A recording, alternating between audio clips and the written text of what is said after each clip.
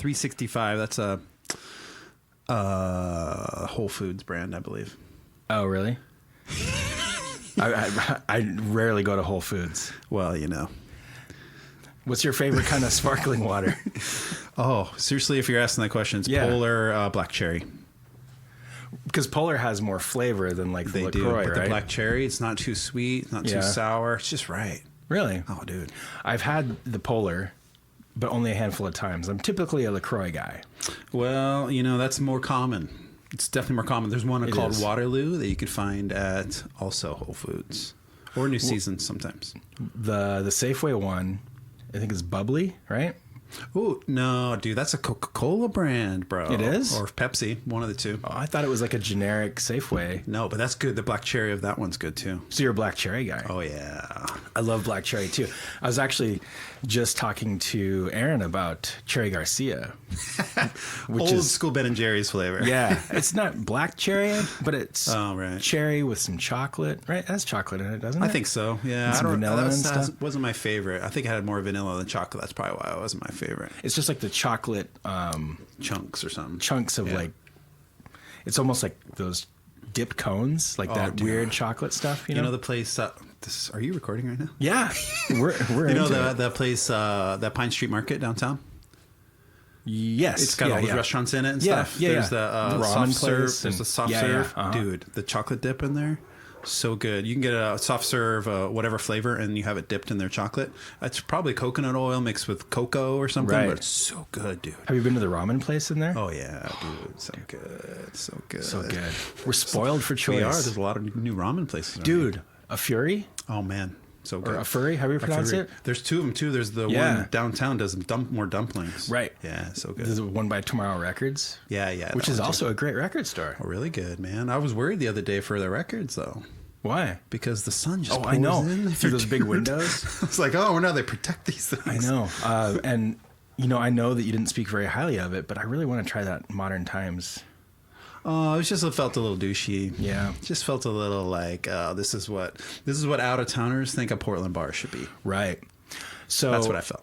I went to, there's a new brewery over in Montevilla called Threshold. Nothing special, but like quality, like almost like old school Portland brewery. Or I guess old school isn't the right way to say it. Not the douchey, like, I feel like if you go to Deschutes now, you just get douche all over you. Well, yeah. They breathe on you and you walk in. Douche shoots. Oh, it's perfect. Yeah. But like this is just like, now. you know, I mean, it's only been open for a few weeks, I think. So it's like super new. Are they from Portland, these people? I mean, I don't know. I feel so snobby when I say these things. It sounds really bad. But point being, I went in there last week. It was busier than shit, but they were on top of it. The beers are really good. That's good. They do their own. Yep. They had a caterer on site that comes like every Friday or something like that. White Pepper on Gleason. Oh, never heard of that. That's cool. Really, really good stuff. Like they had bacon, potato sandwich things. And it was so good. All these breweries, they don't serve food. I mean, that's the way to keep the costs down. Yeah, like Level. I mean, Level. They're doing a great job. Well, now they're next level. They opened up the back part, and they have like twice as much space, and they have more carts in the back part too, really? And an outside bar. They converted a barn into like a little play area with like foosball and stuff. I remember the barn part or the inside part. That's still other there. side. Oh, yeah, it's the other side. The original greenhouse area is still there, but now they have like we went there a couple weeks ago. They had a DJ outside, and they were playing like old Ice-T and stuff. It's fucking great. Ice-T. Yeah, man. Bouncy house. Man. Bouncy house. I love those things. It was their second birthday, so we had to go. Oh, right. Yeah. And for second birthdays, you got to rent a bouncy house. You have to have the bouncy house if you're and I have an Ice-T on DJ. Yeah. Oh, man. That guy was good, dude. Ice-T? Yeah. Yeah. The original Gangster album. So good. Oh, yeah. No, yeah. Seriously. Yeah.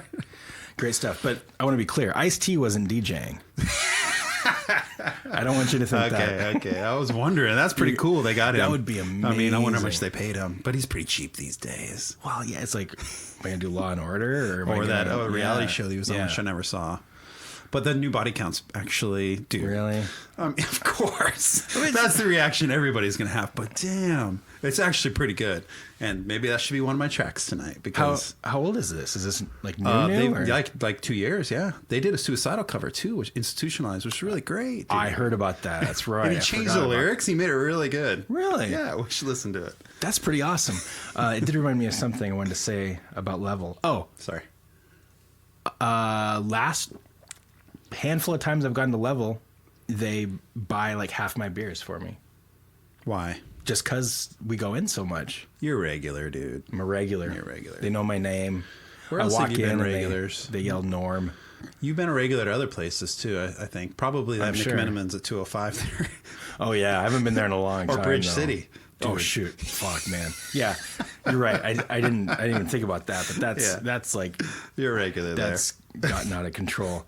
Go there so much they know like I'm what gonna have an RPM. Yeah, that's ridiculous. Dude. Yeah, it is. Tyson and I used to be kind of regulars at Bozzy, but that place. Have you been to the new Bozzy now? I didn't know there was a new Bozzy. Yeah, well, they got new owners and they changed the name to like Thirsty Monk or something. Oh, yeah, it's still Belgian, but yeah, different. I think it's a San Francisco company. Oh, really? Yeah, but I don't know. It doesn't mean it's not going to be good. No, not at all. It's probably going to be good, but I haven't been. Same place? Mm-hmm. Yep. They just changed owners. The lady that owned it, I don't know if you remember her. No. I've only been to Bozzy like 2 or 3 times. Oh, we went once. A couple's date, you and I. Yeah, we went once. Went to your birthday there once. Oh, yeah, my birthday had a party there, too. Or maybe even twice. Yeah. Did you have a birthday there twice? Probably, yeah. Well, actually, one time I tried to go very recently for my birthday, but it was there was a soccer game going on or something. Oh. And they closed it. Oh, we did bike and beer there once, too. Oh, yeah. Dude, maybe I should organize one. I would be way into it. Yeah. Did I tell you I got my bike all fixed up? No, that's good. Put a couple $100 into it. Nice. That's good. Yeah. Yeah, I haven't been riding mine much. My knee's been kind of messed up. So. I haven't. That was my goal this summer. So when spring came around, I was like riding it around. I'm like, this sucks. My brakes don't work. Yeah. Put like $200-300 in it. Now it works great. I haven't ridden it since. That's how it goes, man. That's not Murphy's Law. It's some other guy's law. Murphy's Law. I never really got into them. Oh no, that's like Irish punk rock, or isn't it? Yeah, I think so. I have no idea. Dude. I don't really know either. Yeah, that whole scene I wasn't privy to. Like that bordered on hardcore music, which is close to what we were listening to, but not close enough. Even the Cro-Mags and stuff, I didn't. I got into the Cro-Mags a little bit, but. Or like Flogging Molly or whatever. None of those. Yeah, well, that's I don't even know what Flogging Molly is. Aren't they like the Pogues? Aren't they just like? Oh no, I thought it was heavier than that, but I'm not sure. I think maybe it's like ska almost though. That's the impression I get of like Murphy's Law and Flogging Molly. Like they're maybe almost Irish ska-ish. Yeah. I don't think it's like full blown ska. I wonder if in Boston ska is still popular. It probably is. That's a great question. I don't know, dude. I didn't make the connection until last year when I was talking with AJ that the Boss Tones means like Boston. It's like a Boston thing. I didn't realize that either. The Mighty Mighty Boss Tones? Yeah. It's like the same? Yeah. It's like a play on the whole Boston thing. Nice. That makes sense. Yeah. I don't know. Well, anyway, Nick. Thanks for... I didn't even know you were recording for a while. Yeah, well, I like doing it that way because then sometimes you get some gems and people... Yeah, exactly. Ease up and get into it. Yeah, ease into it. But yeah, thanks for coming by, joining me on the podcast. Glad to be here, bro. I think we're on episode something. Can't remember. 40-something? Late 30s, early 40s, just like me. Just like us, yeah. Well, you're mid-40s, basically, bro. Almost. I'm almost there. January, I'll be technically mid-40s. 44? 45. Dude, 44 is already mid-40s. Is it? I think so. Well, no, you're right, because... 44 to 47, probably mid-40s. I think you're right. So I'm early 40s still. I'm 43. Got that on you. Yeah. Well, you sure do. All of a sudden, we're old school. Yeah, that's true. Going to that Merle show was totally like that. It was like, oh, man, we're all old people now. Yeah. Merle is in his 50s. Yeah. All the people in attendance were old. There was no young people listening to the Murder Junkies? Yeah. No. No. It's ridiculous. Yeah, that's kind of sad. Yeah, but it's cool though because we have wisdom to teach the youngsters. We do. That's not working on my daughter at all. She's not into Gigi. That even the surprises me. stick, even sticks, dude, or even Journey or something. Yeah, You no, know, just something from my youth. I've had, a little bit of accidental success with that. Yeah. Oni has been pretty good with that, but then, if you leave it up to her, she'll put on something that's not the Ramones. Yeah, exactly. Exactly.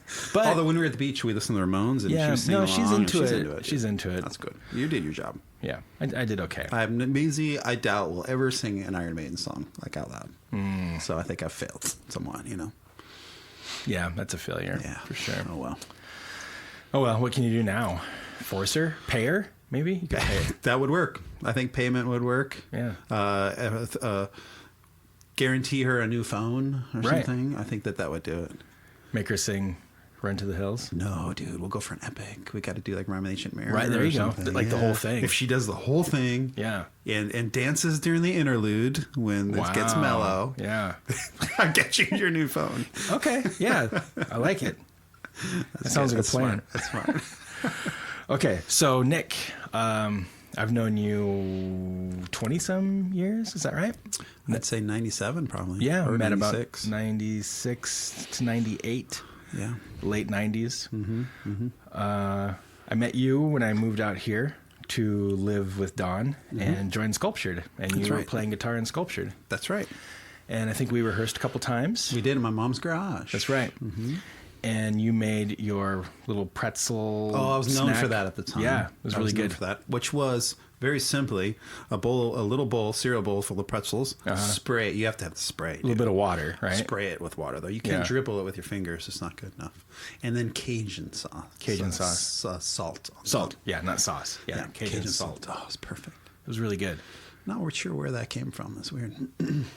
Yeah, it was kind of a weird thing, but it was so good. And I was brewing beer at the time, and not you, but Don was younger, and he was just like, "Oh my god, beer!" Yeah. Well, I was 23, I guess. Yeah. When that happened. Yeah, I was brewing before I was even of age, so that was probably 96. If it was 96, I was 20. It's probably 97 then. I think it was 97. Yeah, 21. Somewhere around there. Yeah. So I came out here to join Sculptured. We did that whole thing. Yep. Yeah, now we've been friends ever since. We lost touch for a little while. We did. From probably 99 or 2000 to... No, you came on my radio show. I did, once. That was probably 99 or so. Yeah, you were in... Where were you? You were in England for a while. Yeah, well, then we moved to England 2000, and that's when we lost touch because we moved out of Portland. That's when, yeah. And then we both had kids about the same time. Yeah, we were both out of Portland, both had kids about the same time, and we both moved back roughly the same time. Exactly. But you were living a little bit south. Yeah, where were you? I was in Minneapolis. Nice. And then... yeah, exactly. And then now, we've both been in Portland, more or less. Yep. It's been good. And our kids are real good friends, which is cool to see. Yeah, they're like best friends. Amazing. Yeah, it is. It's really amazing because it doesn't have to work out like that. No, they could just hate each other. Yeah, exactly. I mean, it's very possible. It might happen when one of them gets a boyfriend or something. Oh, you never know what might happen. I mean, mine are... High school's coming up, bro. This year for me? Yeah, so things next happen. 2 months. It's crazy. Yeah, it's really crazy. Yeah, 14 and 12. I think that they'll stay in touch even if they separate a little bit, That's fine. Yep. And then a few years ago, we started doing Dolven together. Which is a project I've wanted to do for a long time. Yeah, but... it's your baby. Yep. You started writing the songs, and I kind of helped you. You did. Initially form the band. You did. You really did, man. We were looking all over for a vocalist, and we finally found one of all your suggestions, which was great. Yeah. And dude, drummer. you found everybody. Yeah. It's just basically me and you did all the finding the members. Right. So yeah, we got Tim Call on the first record from Mournful Congregation and Night Fell and Sempiternal Dusk. And have you heard the new Night Fell track too? I have not. I'm sure it's awesome. Dude. Yeah, he's a talented guy. Yeah, but then he retired. Yeah. Now we have Marty Hill from Barrel Lands and Sculptured. Very grateful for him. Man, both great drummers. Drummers is always a struggle. Drummers are hard to find. But these both quality stuff. Yep. And then we have Henry Lauer on vocals. Yep. from Ironwood. Yeah. Weather Vanes. Yeah, so good. And I didn't know about them before you introduced me. I knew of them, but I didn't know Henry at the time. So, how did you suggest him as vocalist then? I knew of him and knew that he was living here. Oh, I see. And then I asked John, like, hey, I'm looking for a vocalist for Dolven. And he recommended Henry. And I thought, well, that could work. And it did. And Henry was excited to do it. So And his voice is unusual. I was looking for somebody else unusual. Yeah, it is but unusual. Still clean. Yes. Yeah. Yep. But in Ironwood, he's mostly screaming, I think. So he's got a great range. He does. Amazing. He does. And he's a pretty killer musician all the way around. Oh, my God, dude. You can tell he practices a lot. He does. Damn. Yeah. I didn't see it. Like on guitar. It's crazy. I didn't see it, but I guess a couple months ago he went to Azoth and did an improv bass performance with like a bunch of different effects and stuff, and just did this weird, and everybody was blown away. He shreds. It's like he's a shredder. The way he shreds on the acoustic is almost like it's prog rock or something. Mm-hmm. It's like, but it's acoustic prog rock or something. It's strange. It's like Yes combined with, some kind of mellow acoustic rock. It's crazy. Cat Stevens. Yeah. I was thinking more like a Segovia or something. A classical guitar or whatever. Yeah. Yeah. So and now we're working on a new one. Second album. Second Dolven. Yep. We're well underway. And it's going to sound so much better, dude. I think it's going to sound great. Yeah. The other one was done a little bit... done a little on the cheap, a little hastily. Yeah, well, I did all my guitars at my house, and I don't have a quality setup, so... Right. So this time... Billy helped a lot for that. Yeah, and this time Billy tracked the drums, and then... No. Or, sorry, no, he didn't. Yeah. That was that guy, Dave. Dave Felton. Yeah, he's great, too. Yep, Dave Felton tracked the drums. Mm-hmm. And then we're recording everything else here. We'll be done here, in my studio. Mm-hmm. And which is going really well. Look at this place, dude. Yeah, it's good. It's beautiful.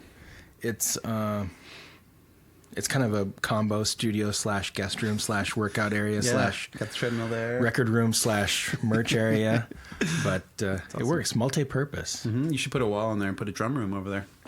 Next level, dude. That is. You can do everything but drums. It's true. But if somebody was having sex in the bed, you could do that. I could. I mean, that's kind of cool. That would be really cool. I could charge people for recording their sex sounds. Yeah. Oh, like if they're traveling or something. Or if they need like a sex tape and they want really good sound.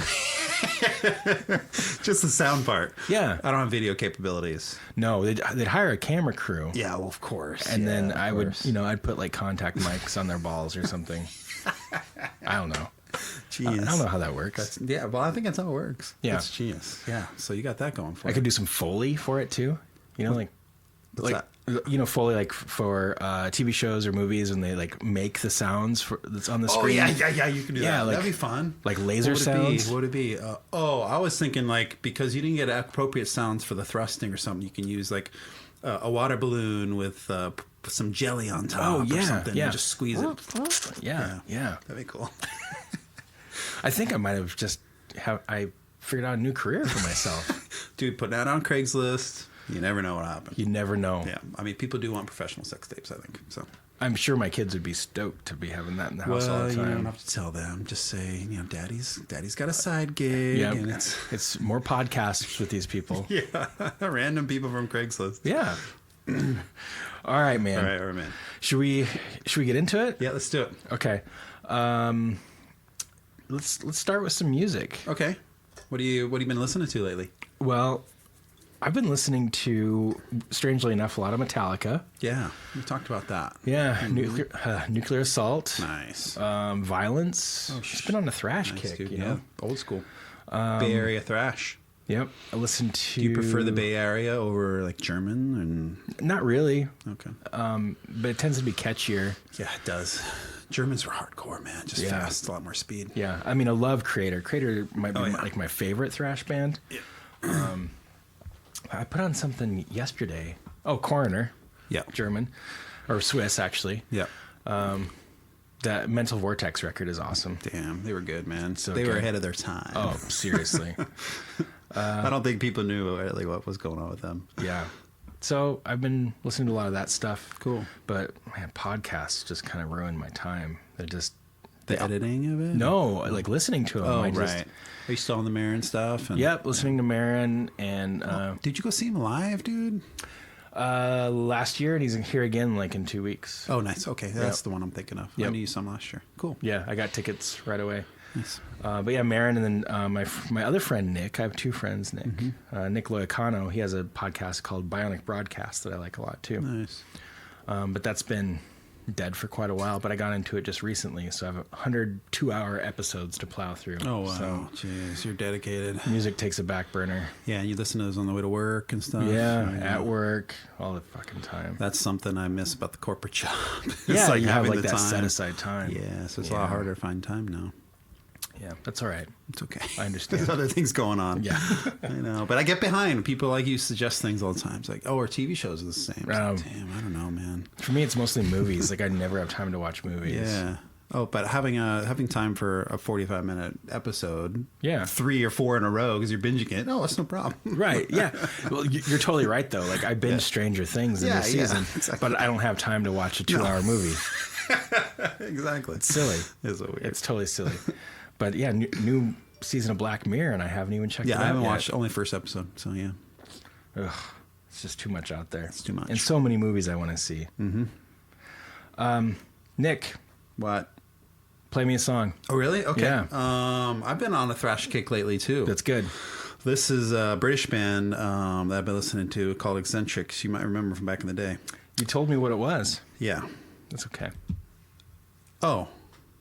Oh, is this a guessing game? Yeah. Oh, well, but not it's a guessing not trivia game. Though, dude. It's not trivia, So- but I'm supposed to be listening with an open mind. So that you can maybe think of something that you've been listening to that's similar, or It's more like okay, I'm gonna pick a different track. They're good though. Okay. Okay. Eccentrics is great. Check them But out. I shouldn't know because then it might color my perception of what I'm hearing if I know who it is. Okay, I got you right here. Ready? Yep. Do I just push play on this? Just push play on it.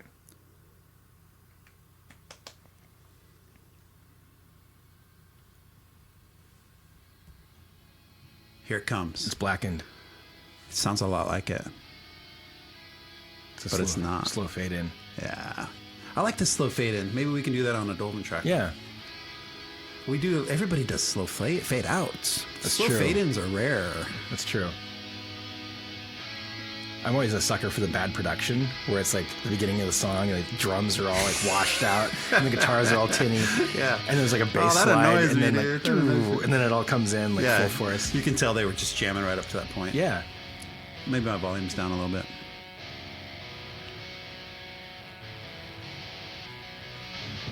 It's pretty low in the mix. There we go.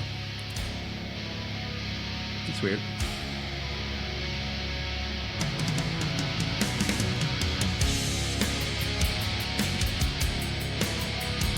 I'm a sucker for high production valued thrash. Yeah. It does need to sound good to me. Yeah. Like with this sounds like you can hear everything, dude. Yeah. I hear it's clear as day. Yeah, totally. And it's heavy. So Yeah. heavy. And the bass, double bass, just like right in the pocket. Yep, yep. This is why I got into metal, basically. Right. Like Metallica did this or Yeah. whatever. Yeah. Yeah. And now I'm 43 and it still is effective.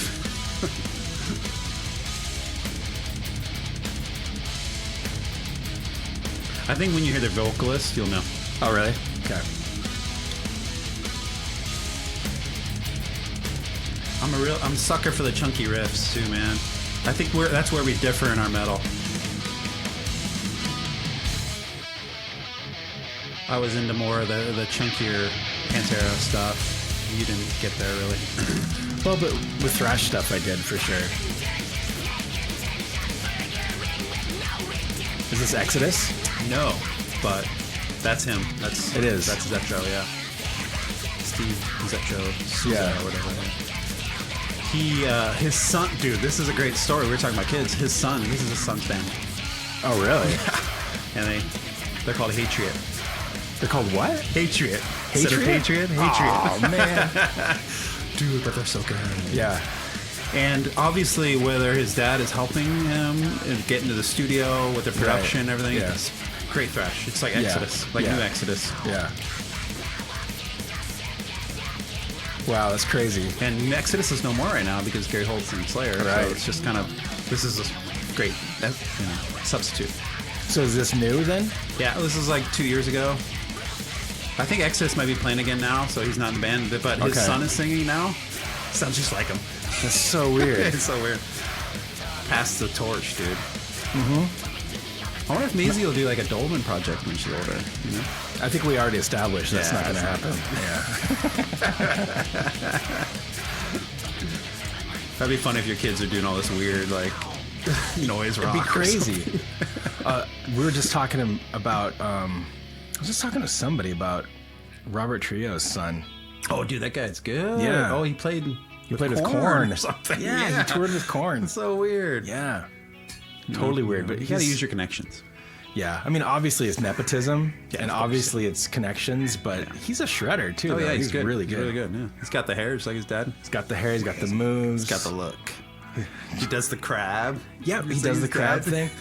His bass is like as big as he is. Yeah, he must be older now, but that was a couple years ago. I'm sure he's older now. Yeah. I wonder if they stunted his growth so he could stay in Korn. Yeah, they might have. Be in the band longer if he was cuter. 14-year-old bass player or whatever he is. Yeah, he's eternally 14. That'd be cool. Well, it's funny. If anybody can do it, Robert can, I bet. He's got some of that old suicidal mojo. Oh, dude. Listen to this. That makes me so happy. That makes me like raise my fist. Yeah. Not in anger. No. In love. It's really love. It's like, it's like beckoning the heavens. Right. It's victorious. Yeah. It's like we won the battle. Right. Let's celebrate. Totally. I'm a sucker for that, bro. Yeah. And becoming more and more as I get older, even. It's like production value is important. Yeah.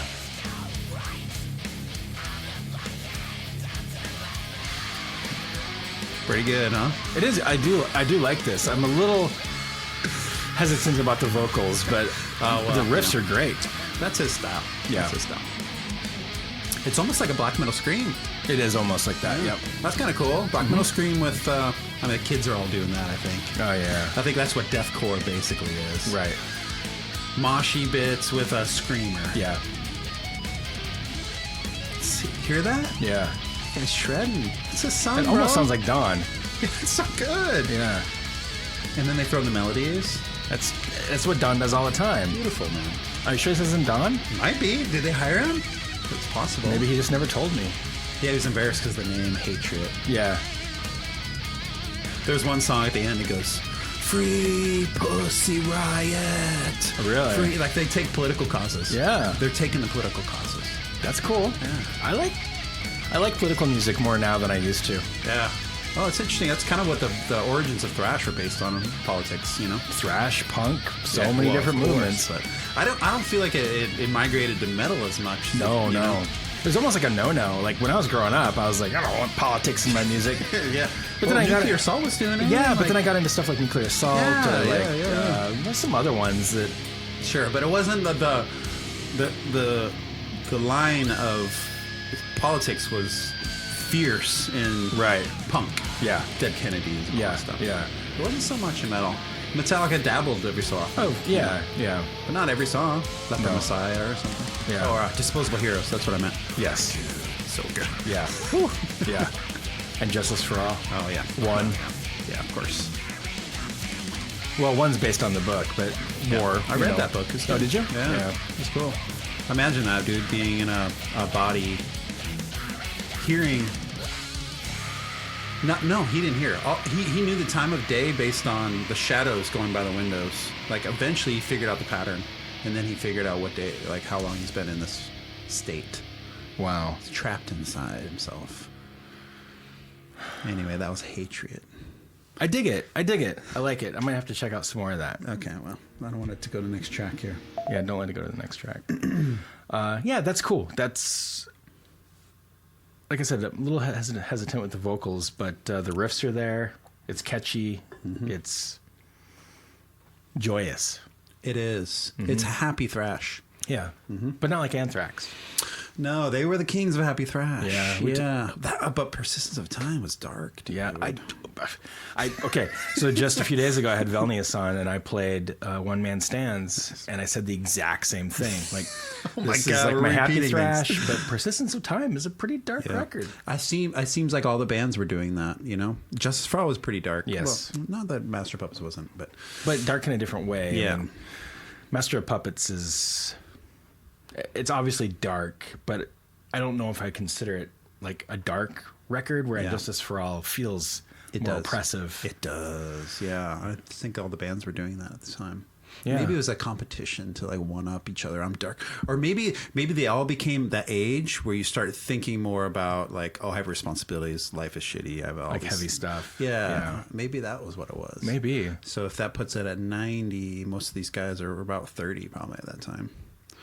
Or, 28, 29. Something like that. They start thinking about, life on the road isn't that great anymore. And like, maybe I want to have a family, or this girl's telling me I should stay home more, or whatever. Right. They're having troubles. Yeah. And then they're like, how do I give up this lifestyle and stay at home? And like, this is all I know now. And I never went to school. And yeah, exactly. And then I can't make money any other way. Nope. And so then you put out these crappy albums. That's what happens. Yeah. And later on. And then you're like, oh, well, let's get a different singer and release a different record. And then, it doesn't do as well as you think it might. It doesn't. And you try to be alternative and grunge because that's what's popular. And you stick to it because you don't want to seem like you're just giving up on it. And you've got no other options. Exactly. What else are you going to do? Exactly. And then the fans were like, we need Belladonna back. Right.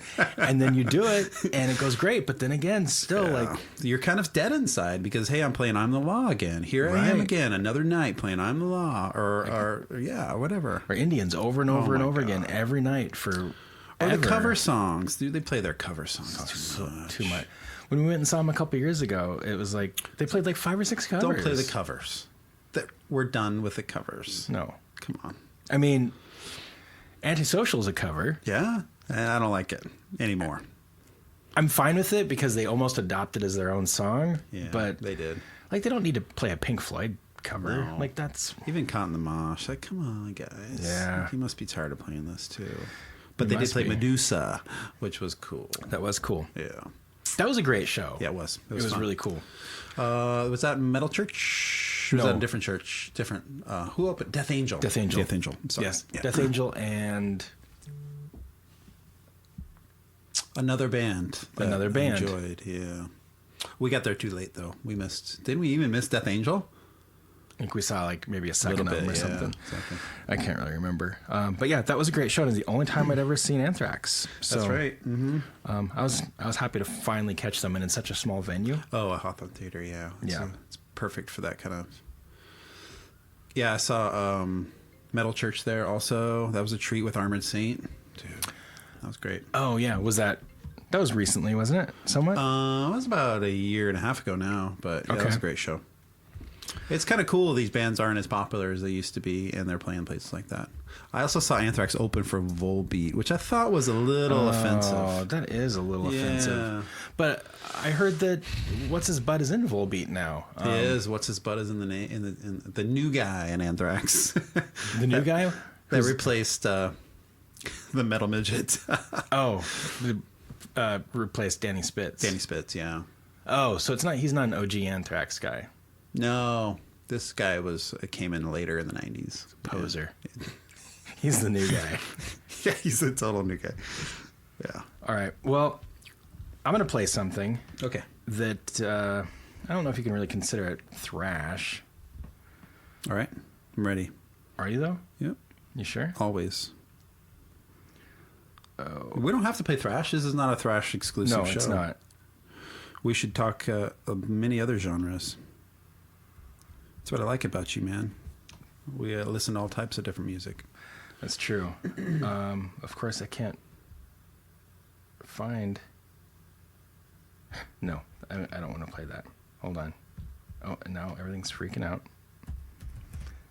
These are the parts that I... This is like calling a company and you're asking for your cable bill to be paid, and she's giving you the details of her computer problems as she's trying to. Yes, that happens. I'm having issues here today. Yeah. I'm trying to get to this screen. I don't need to know that. Yeah, I don't need to know that. Yeah.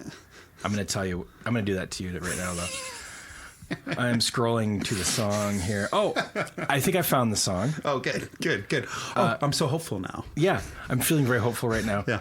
Although, but it doesn't work. I didn't have a particular song in mind. I just had a particular album in mind, so I'm going to play this song. Okay. I haven't heard this in a really long time. That's fine.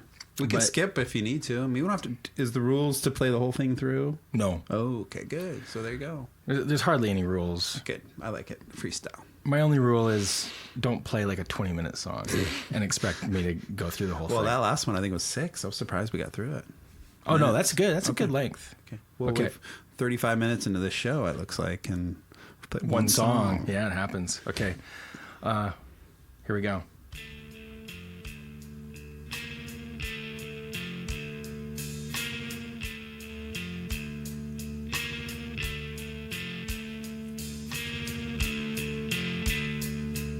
Is this Tad? Sorry, I don't want to do trivia. No. That's good, though, because I played Tad a few episodes ago and I couldn't figure it out. I only had one album of his. Which one? I don't even recall. I'd have to look at the cover to identify it. I don't remember the name of it. It was 93, 94, whatever that is. I found that at a used record store, just picked it up on a whim. I'm pretty sure you know these guys. You definitely know of them if you don't, like, know them. It's got, like, an alternative groove. Yeah. Nostra Magnet or something. No. I'm not guessing anymore. I really like it, though. This reminds me of the 90s. Very it got 90s. heavier all of a sudden. Yeah. There's some really good distortion. That's the HM2 pedal. Might be. Oh, like a tinge of southern rock or something. Yeah. That's cool. Southern metal, that's a whole another genre right there, you know? Yeah. Rednecks that do metal. Yeah. These guys sound like that, but they're not really that at all. It almost sounds like newer Corrosion Conformity or something. But yeah. This is early 90s. Corrosion Conformity were great, dude. They were Blind great. album. Oh, it's really good, yeah. This is cool. It's groovy. I would be surprised if you haven't heard this record before.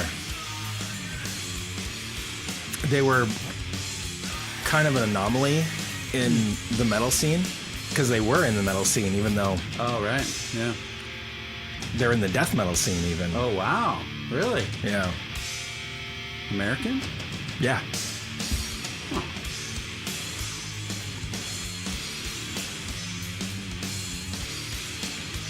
Was there a connection to Exodus or thrash or anything? Not that I'm aware of. Okay, we're freestyling. It just popped into my mind. That's I don't awesome. even know why. This could take us down a path. Yeah. A southern path. They're not southern, though. It does have that twang, but I saw these guys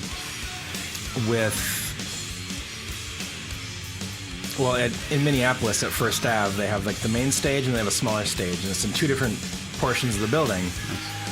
And the main stage was Neurosis and Guar. No. This is that's not Neurosis? true. No. Oh. It was Sepultura and Clutch. And in the entry, in the small stage, it was Grotus, somebody else, and this band. Oh, wow. They were lumped in with death metal? They're on Earache. That's why, yeah. They were. That's why. They're on Earache. They weren't on Grind Crusher or anything, but they were like on those comps. They were in the ads. I'll definitely know it then. Yep. Damn, I just can't put my finger on it. That's cool. It'd be easy to overlook though, because they were really overlooked. Yeah. There were some bands that were, but obviously this is maybe alternative influenced a little bit. Yeah. There was a transition period happening. Yeah. Yeah. Obviously. Well, it's interesting because it stood out, but it wasn't like, what the fuck are you doing? Yeah, like enough people got into it that it was kind of cool. Did you ever see him play without the festival kind of thing? No, I only saw them that one time. They did. This is their first record. They did one after this, maybe another one, and then one of the guys went on to form the fucking Champs. Disembowelment or something.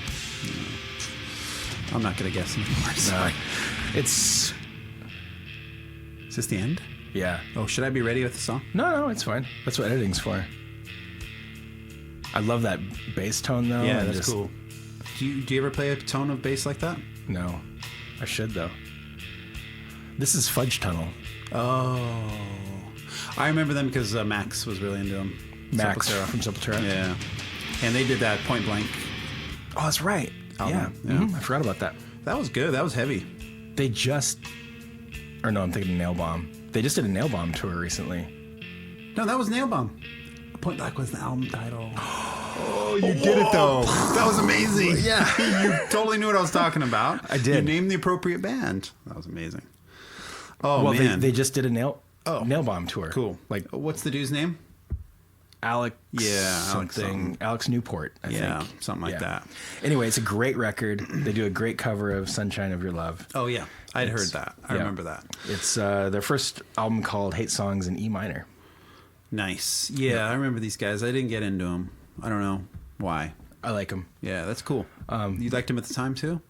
Yeah, but, even now, it's not like I'm like crazy about them. I just appreciate they brought something new to the table, especially when they're like on Earache and like with those bands. And Fudge Fudge Tunnel's a euphemism, I think. Yeah, something gross. I don't know.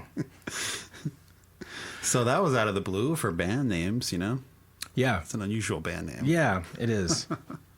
And they were so early '90s, like the black and white album cover. Yeah. Hate Songs in E minor, like everything's very, very early '90s. Dude, probably every show you play Sepultura, but it almost brought us to like talking about Sepultura. Well, we did for a second. I don't think anybody's ever played Sepultura on here, but I've definitely been mentioned. Oh yeah, well that was the gateway death metal band, right? For a lot of people, it was. Yeah, for me it was. Not for you. You went from Bullet Boys to like Cannibal Corpse or. That's really close. Carcass. Actually, that's really close. You're from Bullet Boys to Carcass. Still blows my mind how you did that, but that's cool, man. I got into death metal just a little bit before Beneath the Remains came out, so it was when the ads came out for that. I just assumed they were death metal, and then you were right. Well, but they're not like Cannibal Corpse death metal, which I was expecting. Well, there's enough similarities, I think, for them both to be called death metal. I would agree. For whatever reason. I mean, I don't think I would. If everybody band sounded the same, then that would be Cannibal Corpse death metal. But this is I mean, I wouldn't call Sepultura death metal, but I think say thrash then. I don't know. That's the thing. I wouldn't really call them thrash either. But that's what's so great about Sepultura. Exactly. I would call Arise thrash, maybe, but they still don't really have that same vibe. Yeah. Oh, so good. But they're you know how much I love Sepultura. Sure. Jesus Christ, my God, man, they're amazing. Yeah, and they were huge influences on all of us. They hit us right at the right time. So 91 was Arise, is that right? That's what this is saying here. 91 Arise? Yeah, so 89 was Beneath the Remains. I didn't hear Beneath the Remains first. I heard Arise first. Yeah. And then as soon as I went back, I was like, oh, and then the Schizophrenia, of course, but damn. Oh, yeah. Unbelievable. Yeah, I mean, I love Beneath the Remains, and then when Arise came out, I was like, this is... for me, like my favorite Slayer record is Seasons in the Abyss. Yeah. And like Arise was their Seasons in the Abyss. Yeah. Sounds a little bit better, Yeah. So good.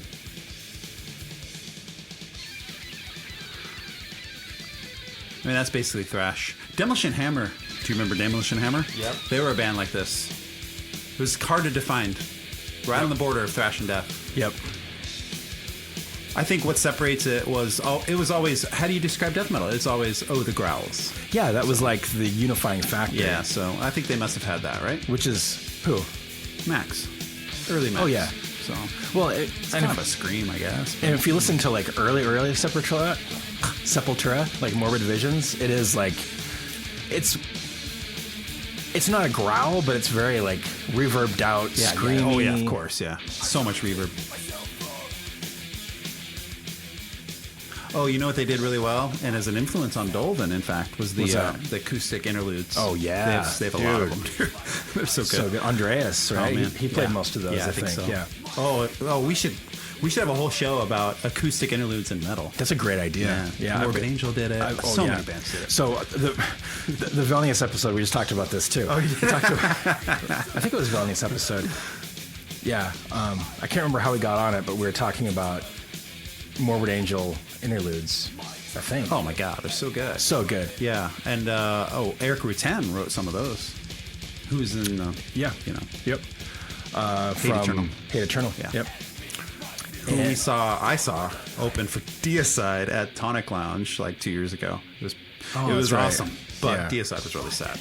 Yeah. I never got to see Deicide, and I don't think I would go now. Not now. It's too late. I saw him do it on Legion tour. Ooh. I felt so evil. Did you? That's what I want to experience. That first album was pure evil. When Legion came out, I was at lunch in high school, and I was telling this guy who was sitting next to me, like he was like this total like jock Christian dude, and he's like, "What are you gonna do tonight?" And I'm like, "Oh, I'm going to buy this record. It's the new record of Deicide." And he's like, "Do you know what Deicide means?" I'm like, "Yeah, I do." And he's like, "You really shouldn't buy that. I mean, you're really you're tempting fate here, buddy. Like, you don't know what you're messing with." Yeah. Oh my God. And like, Evil forces. You might be right, but man. Well, this is interesting because at that point I had listened to Slayer. I'm assuming you did. Yeah. We had gotten past that. There was a moment of like, oh, this is not what I should be doing. I was 13 or 14 or whatever. But I remember that moment, and I just decided to pass the threshold. Me too. And then once you do that, it's nothing. No holds barred. Yeah. Deicide's nothing. All these bands are nothing. Burzum and all this stuff. It's just like I definitely had that moment like long before Deicide. But it's really exciting too. Yeah. Oh, man. And I don't know if kids would have that same process now because they're exposed to so many different things. Yeah. I don't know. What's taboo anymore, and what's some. I mean, I can see kids like, aren't raised religious much anymore. Yeah, not and in Portland at least. But. Yeah, not in Portland, I guess. But they are. But I don't know. I'm not sure it happens with religion as much. I mean, like I could see sexual taboos like being a thing. Like, oh shit, like that's crazy. But like, I don't know. I don't know if it would be that same process. I think you're right. But I had a tinge. I remember having a tinge of that listening to that Deicide album. Yeah. Oh, especially the Jonestown sampler and stuff like that. It's like, whoa. Yeah. These guys are and nuts. The voices. And the vocals. Yeah. So crazy. And the riffs are just like, just so good. The production. So everything was just perfect. Yeah. For me, I definitely felt that way about the first record, but in the second record, I felt like this is a step beyond. Nice, like it starts with the goat samples. The goats, and then and the bass tone sounds like a frog almost. Yeah. So good. Oh, Traffic Station. Yeah. There's so many great songs in both those albums. Classics. And then from then on, classics. I was just like, oh my God. Yeah. After that, I just couldn't get into it. Well, the anymore. next one was Once Upon the Cross, I think. And there was a couple good tracks on that. Once Upon the Cross. It's okay, but then when they were downhill, it just didn't feel the same. He was like Gigi almost in the way, like he's gonna kill himself. He killed himself at age 33, but he never did. And then 33 came and went. Yeah, and as a kid, and mortgage, he's like, I gotta keep going here. Yeah, and now he's mowing the lawn. And I know that we've talked about this in person, and I know you've talked about the Aesop, but just those legends of death metal, the Floridian guys. Oh yeah, they're all rednecks. They're all rednecks. They're all trashy people. Yeah, it's crazy. It's so funny. When Agalloch played Scion Fest with Morbid Angel and Obituary. Yeah. Oh, that's right. You saw Obituary. I mean, you played with Obituary. Yeah. And it was like, I mean, I had chills the entire time Obituary were playing because they're the fucking the most amazing band ever. Dude. Even today, they still kill it. Dude, live they're amazing. Yeah. To this day, they're amazing. John Tardy is still John Tardy. Oh yeah, dude, they're all like, oh, so good. But yeah, I mean, they were like all in like camo shorts and bass, man, it's amazing, fucking crazy. Yeah. So good. Yeah. I remember when I first heard that, I was like, wait, what is this? Yeah. I never imagined it would be a bass. And then I was like, it's a bass. It's a bass. Yeah. Well, you don't hear bass solos. No, and especially not like that. Metallica did it. It's so good. Ugh. Paused. Yeah. Your turn. All right. Yeah, Sepultura is always... Oh, but seeing... you didn't finish your story about Obituary. Oh, but it's just they were... They're not the gods that we put in our minds. They are in one way, in another way they're not. Yeah, exactly. I'd already... They're people like us. Yeah, I'd lost a little bit of that charm already because they have like a song called Redneck Stomp. Yeah, exactly. Okay. Yeah. But they were beautiful people. They were really nice and humble, and we talked and whatever, and we got a picture with them. But they show up in camo shorts, and baseball hats, and that's what. But that is what they were wearing at the time too. Almost, it is, but like their promo photos were like them hung from a bridge. Yeah, that's right. And Trevor Perez looked dead all the time. He looked dead. He died, right? No. Frank Watkins. Frank Watkins died. That's right. Yeah. Oh yeah, Trevor Perez is still there. Yeah. Yeah. Man, sucks. Stuff starts happening to us. Huh? Yeah. Old school guys start dying. It's so crazy. But yeah, Obituary is like one of the best. Oh my God. Cause of Death was like... Cause of Death, Blessed Are the Sick, and Arise were... They changed my life. Yeah. And Blessed Are the Sick was another one of those records. When that came out, I got it. And I was like, this is... It was out of this world. Yeah. It was like an alien wrote it. Yeah. Even the thanks list made me scared. Because it was like... He was in the occult. He was into the occult, right? Trey was, yeah. And it was talking about like... something about the seas of Absu and Hail Thee and all this. Exactly. And this is what the hell? thanks list. But then he thanks like Super Mario Brothers. He loved video games. Yeah. Wasn't that the weird thing when you discover that? Like, this guy seems really playful, but he also seems really evil. Like, what's happening here? So weird. It was like in the same sentence, it was like Aleister Crowley and Super Mario Brothers. That's awesome. It's so weird. And I think Trey is just kind of like a kid. He's just a big kid. You know? Yeah. He just sits in his room, plays video games, and jams on a guitar. That's all he does. I think you're right. Yeah. And somehow they got him out. Like, I think it was probably the other members were like, dude, you need to get out of the room. We need to write some music. Let's do this. Yeah. I really don't know. I don't know much about that guy. But the one time I met him, he was very nice. Seems like he's super introverted and shy. Super introverted, super shy, awkward. Yeah. But yeah, very nice guy. What a guy. Dude, he wrote some of the best riffs ever. He was like Eddie Van Halen death metal. Yeah, seriously. Oh, what a guy. Okay, so I'm going to read a letter from a listener. Oh, awesome. First time I've ever done this. Do you actually get it in the mail? No, it's email. Oh, email. Okay. It is 2019. I miss getting mail. I know. I don't get mail. Only thing mail I get Amazon and bills. I get Amazon. Every now and then, and I'll get a package, like a record or something from somebody else. That's but cool. Not very much. You have a lot more friends. Yeah, it's true. Okay. So I've never done this before. This is kind of weird. This guy is complimenting Karada. Skip that part. You're not even reading the letter, bro. Well, because he's just talking about Karada. Yeah, okay. Yeah, you guys are great. Yeah. Really progressive. Okay. The podcast, it's great. The concept, the guests, and for me, I've developed a newfound interest in experimental music. I love the metal side of things, but hearing Nostalgist really turned my ear. Nice. That's an awesome record. The recent one with Jory was great as well. Thank you to you and your guests for allowing this seasoned metalhead to open his mind more. I can't offer any thoughts on songs to play, but Sea of Tranquility by Meathook Seed. Oh, damn. Yeah. That was a Napalm Death offshoot. Yeah, and then he says Napalm Death Obituary side project from back in the day. Bro. Yeah. Don't even need to say that. Come on, He's man. questioning our... Yeah, he doesn't need to explain that. Meathook Seed would have sat nicely in the stuff you and Ron were playing. Yeah. I agree. Oh, cool. Yeah, I didn't listen to that one. But good call. Damn. So basically, nice one, Jason. Yeah. For making my journeys to work more bearable and for introducing me to many, many cool bands. Keep up the good work. We love it. And that's Robbie McGuire from the UK. Wow. Thanks, Robbie. Yeah, that was Home very of sweet. Lawnmower Death, dude. Home of Lawnmower fucking Death. Another odd band that got looped into death Seriously. metal. Yeah. Very what odd. a weird earache. And they were OG earache. They were... Yeah. Oh, yeah. Long time. Little known fact. Okay. First I almost totally said the wrong thing. Little known fact, first Dan Swano cover. No, first Dan Seagrave cover. Oh, God. I was like, what? My man? What are you saying about my man? Dan Swano painted that cover. Oh, my God. He is talented. He's I very would see talented. that. Yeah. Yeah, I would see that. No, that was cool. Thanks for writing in. If anybody wants to write in, you can do it through the Facebook page, or you can email hate.pod@gmail.com. That's awesome. Yeah, that was cool.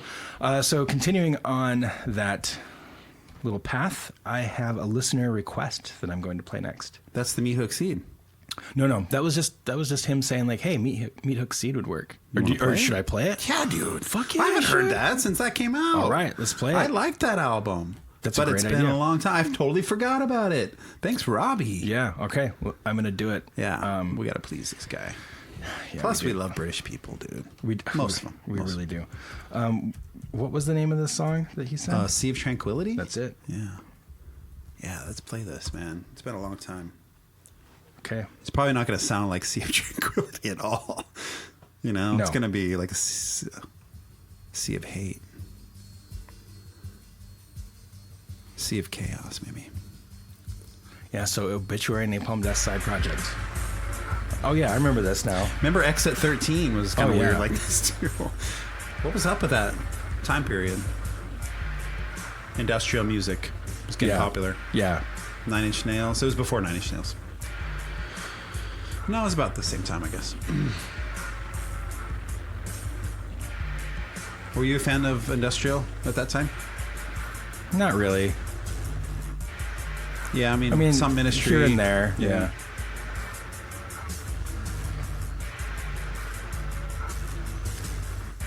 This is a 13-minute song. Yeah, we don't play the whole thing, but it's cool. So this is quiz time. Quiz time. Who was in this band? Yeah, I know that. I didn't know anybody from Obituary was in it, but Mitch Harris from Napalm. You're looking it up, bro. Yeah, I'm quizzing you. I'm looking on. You have the Oracle in front of you. I have nothing. Yeah. Okay, well, I'll try to remember this. Yeah, try to remember. All right, well, Mitch Harris, for sure. Not Steve Harris, but Mitch Harris. Right. Am I right about that so far? Mitch Harris, yes. Okay. I didn't think anybody was from Obituary was in this. You are correct. According to Encyclopedia Metallum, there are no Obituary members in this band. So come on, Robbie, get your shit together. So who else? Shane Embry. Yes. Yep. I think that's it. That's I it? remember. Okay. It also has Ian Tracy from Benediction. Oh, cool. Nice. And then a guy named Christophe Lamoureux Nice. Cool. from Nothing. Nothing? That's your band. Yeah, that was me. Yeah, I see nothing about Obituary in here. That's Oh, okay. wait. Wait. The tour lineup was supposed to be Machine Head, Napalm Death, and Obituary. Oh, wait. No, Hold on. that's... I saw that tour. Oh, okay. That was a tour. Yeah, Meat Hook Okay. Seed had only ever played live twice in their history. One of their performances with the Masquerade in Atlanta. The tour lineup was supposed to be Machine Head, Napalm, and Obituary. Yep. But Machine Head had to cancel at the last minute to do a festival overseas. Okay. They were hot, dude. Because of Burn My Eyes. They were hot. Yeah. They got lumped into death metal, too. They did. For a little while. Yeah. Oh, so they played live instead of Meat Hook Seed played then? Instead of Meat Hook Seed played instead of Machine Head. Nice. I'm sure the fans loved that. Yeah, they're like, whoa. I mean, this is basically like Machine Head. I don't know, dude. Interesting.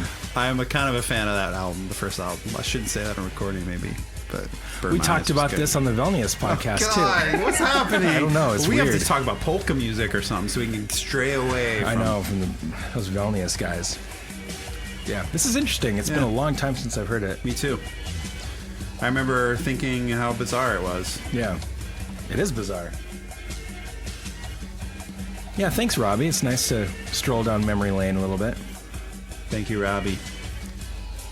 So, Seagrave did the first Lumber Death? Or, he did O'Crickey? That was his first, like, earache or whatever album cover. Yeah, I didn't know that. Yeah, Doesn't look O'Crickey. like any of his older stuff. No. I mean, his, Well, not like his, like, popular, Yeah. like, big famous stuff. Yeah. Yeah, funny, yeah. Crazy. Oh man, he did so many. So many. He still does them from time to time. Oh, I got one. Okay. Yeah. Should I turn this off? Well, yeah, I guess so. Yeah. And then I can cue this up in a... Cue that up. Oh, yeah. This was a huge influence on Dolven. Yeah. This is like, okay, I gotta create a band that's all like this. Don't tell me I haven't placed it yet.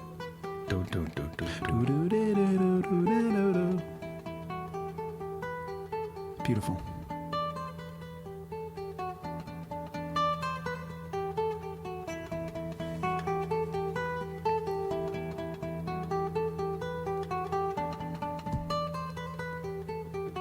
And the way it ends is great too. Mm-hmm.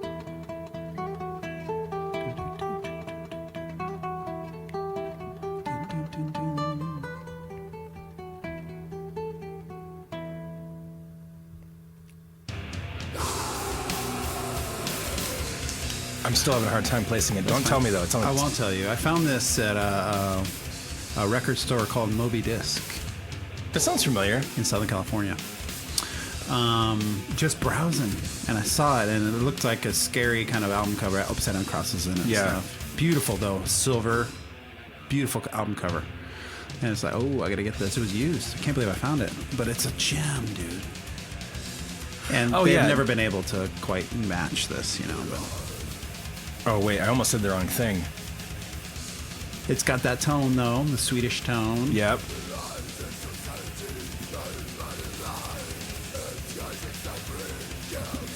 These guys were super melodic, dude. This album's melodic. I know this album like crazy. I just can't place what it is. And they do these crazy cool breakdowns. Okay, there's one coming up. Yeah.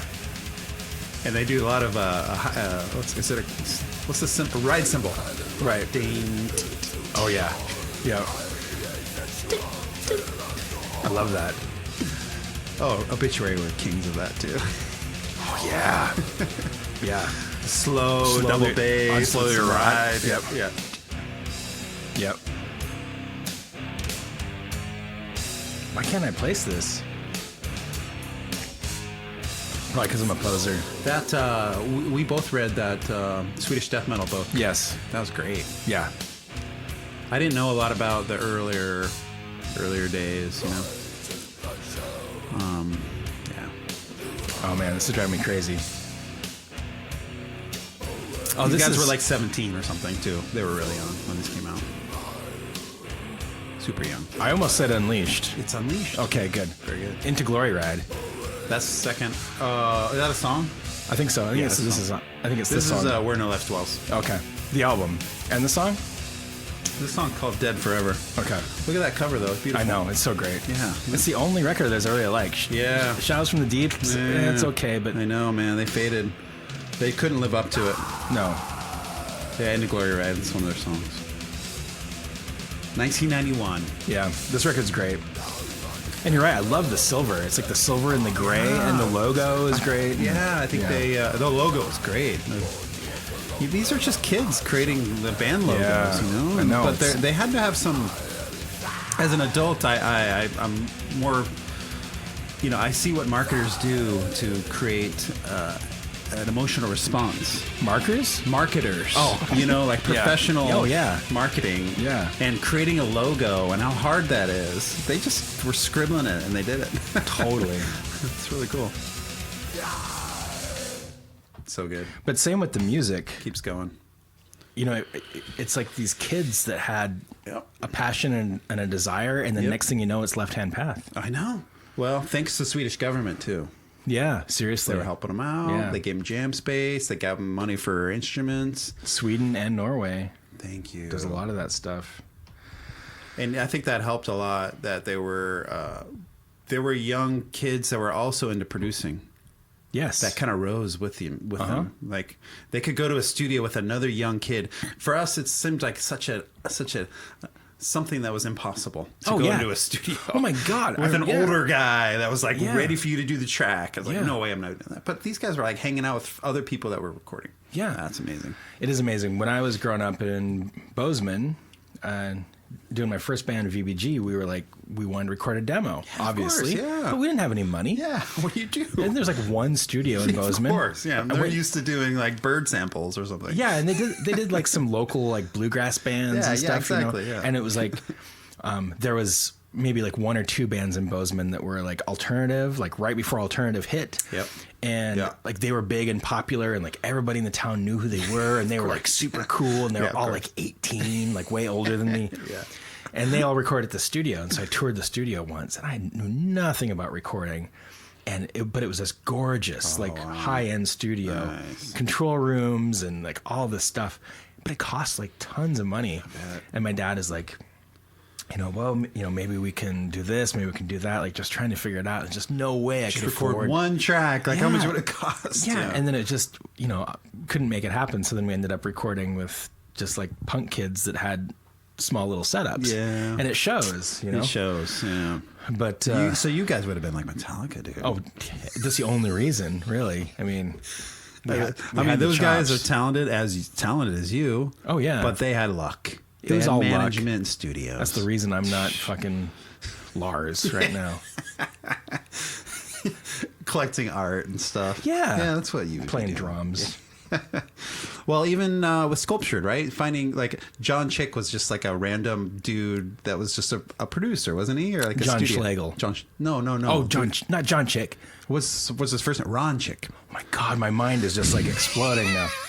Yes, Ron Chick. Yeah, it's just like, this guy has a studio. Let's go record there. It wasn't like choosing, no, deliberately or something. Don knew him before I did, but Necropolis recorded there. And I think it was just because I'm in Vancouver, Washington. Exactly, where else are you going to go? Yeah, exactly. Crazy. It was just lucky that Ron was a hair metal dude and kind of knew what to do with guitars and stuff. Yeah. I think a lot of the producer needs to know something about that type of music most of the time. Yeah. But then magic does happen too. Magic does happen.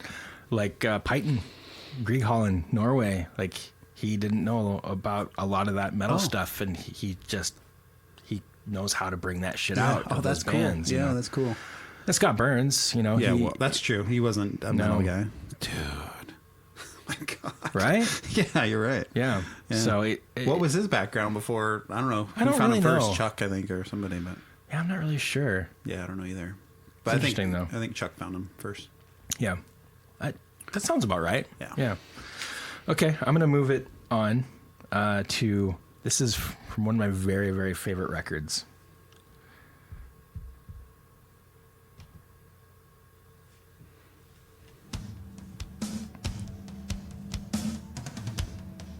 That's totally Phil Collins on drums. It sounds like Phil Collins. It does.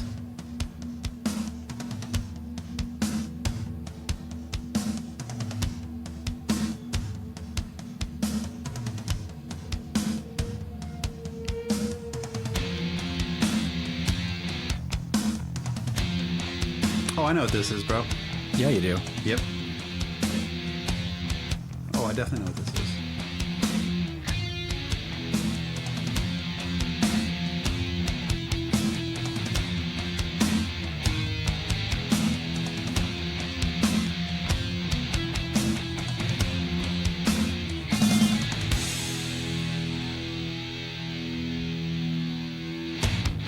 This is great. We're talking 90s again. Yep.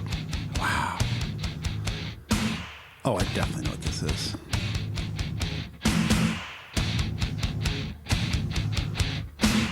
Shake the slab of flesh, taunting for revenge. Time to ring the chime. Wake the appetite, take the grinding time. It's the only album from these guys I really like. Huh. Have you placed it? No, not yet. I haven't heard it since then. I know that. This isn't something that's on my radar. I got a reissue of it a couple years ago. On vinyl? Yep. Nice. I love that groove. Yeah. It's so tight and compressed and just So tight. Yeah. So tight. Loving that groove.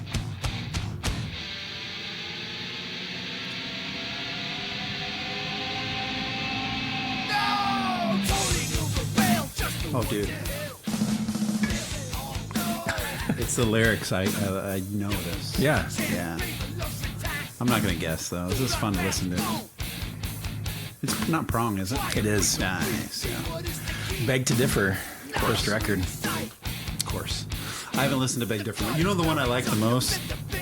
It's only half good though. First 6 songs are amazing. It's Cleansing. Cleansing. That's the one with the eye on it? Yeah. Yeah. Snap your finger, snap your neck. Right. We could do a whole hour on Prong. Yeah, I just can't get over this record still. Like, This is great. this is 1990.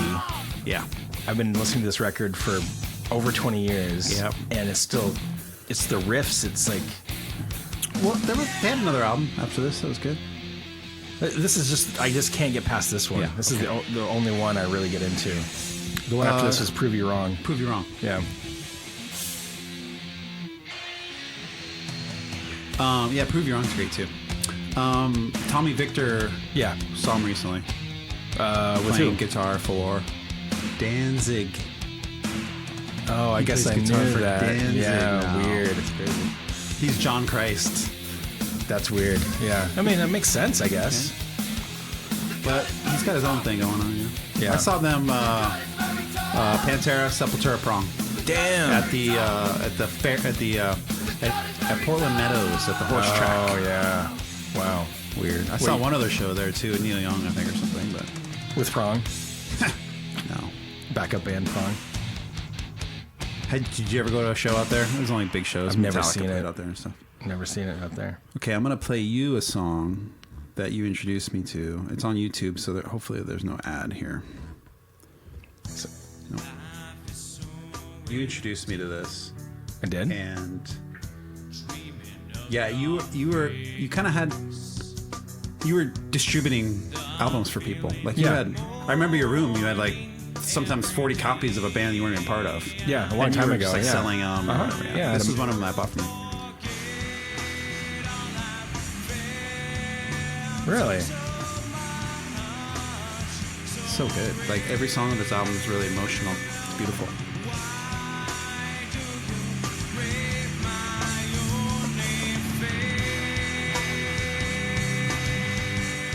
Listen to that snare sound. I know, I was just thinking about that. That was popular at the time. Is this As I Lay Dying? You're really close. That's that's a the new new- metal band. Okay, so yeah, that's what I meant. It's, don't tell me, it's, You have it's it. Though. really close to Yeah, that, though. Yeah, you have it.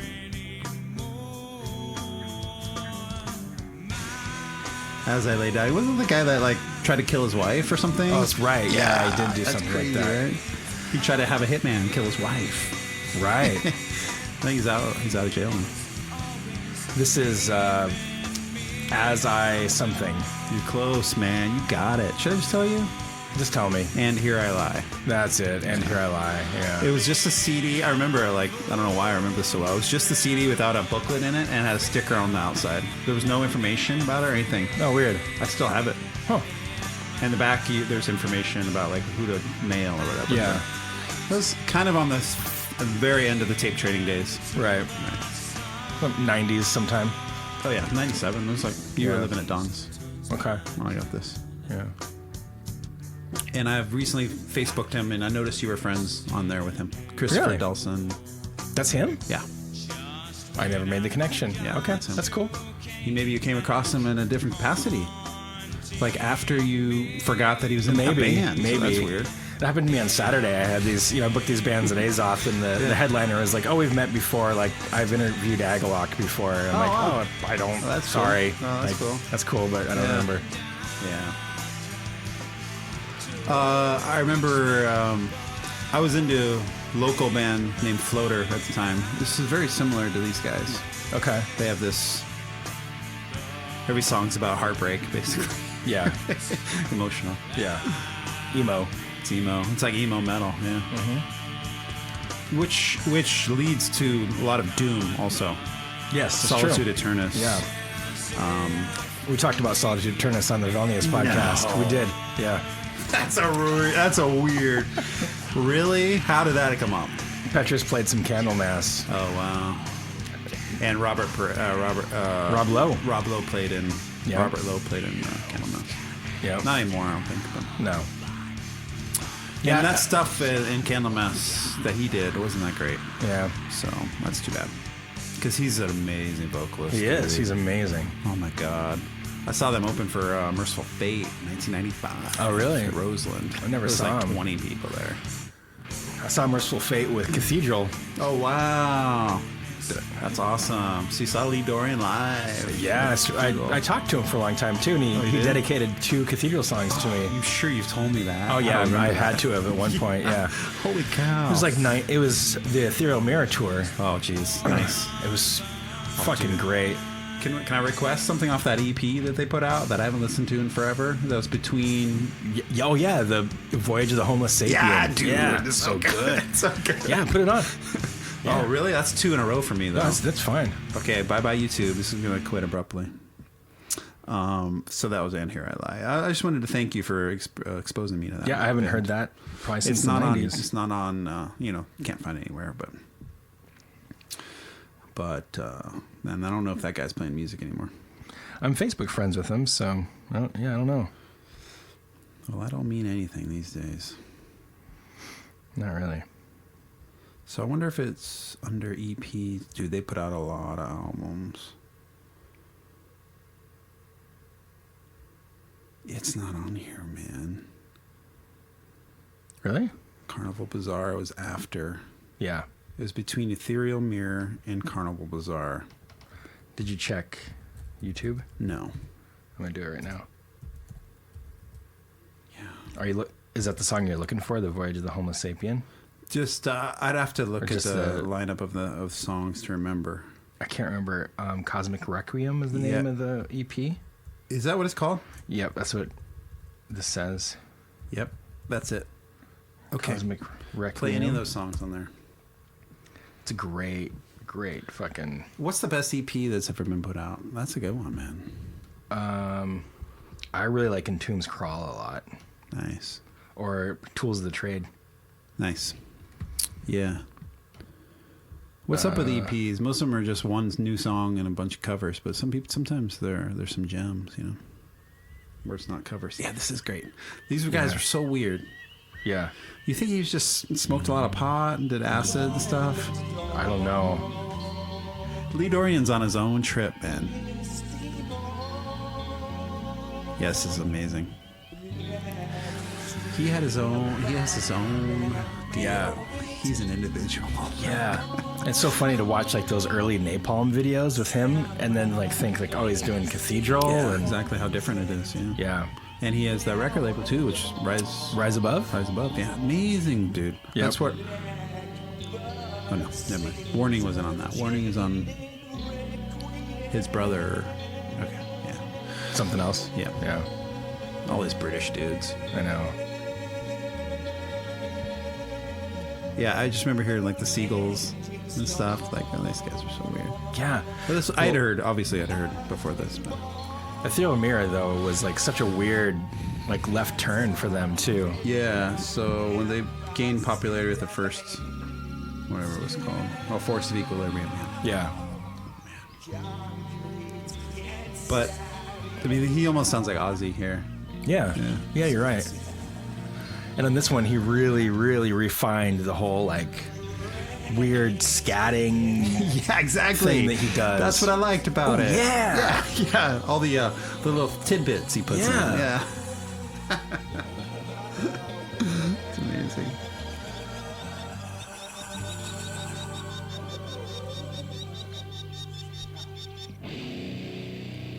But the riffs are so good. Oh, so good.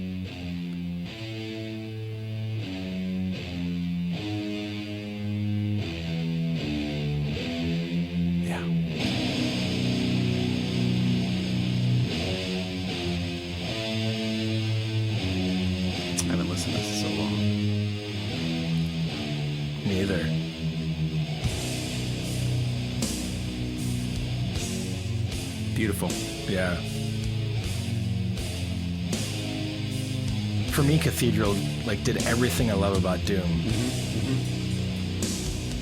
Melodies. Heavy. Production's so good. Although I really kind of lost track of him after this. Yeah. Wasn't really my thing anymore. What was that? What was that after Ethereal Mirror? Oh no, Carnival Bazaar. Sorry, that's when they started that Hopkins song and stuff. Yeah, it's kinda lost me. That's why I like him though, because he's just trying new things all the time. He's got that newer project too. What's it called? Something Dead. Oh yeah. I thought that was gonna be Day of the Dead, and something like that. But I can't remember, but that was I don't very think good. I don't think I ever heard it. Yeah, I listened to it, but I don't remember liking it. So.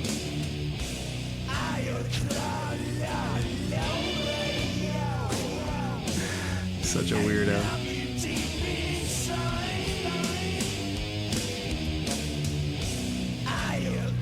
Eric was really eclectic. You know, within heavy music, there was a huge range of bands. Oh yeah, So cool. Takes a lot of work to run a record label. You know about that. it does. Yeah.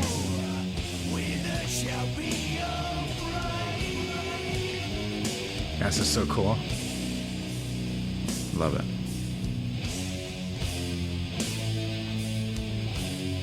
We could have a whole Doom episode. Oh yeah, easy.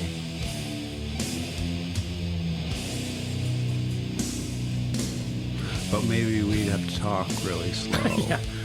Just talk like Oh, and then this. speed it up. And Oh, then yeah. it'll be the thrash episode. I like it. That's a great idea. We could do an episode of all music sped up or slowed down, kind of like the Ride the Lightning thing. Yeah, oh yeah, that's cool. Yeah.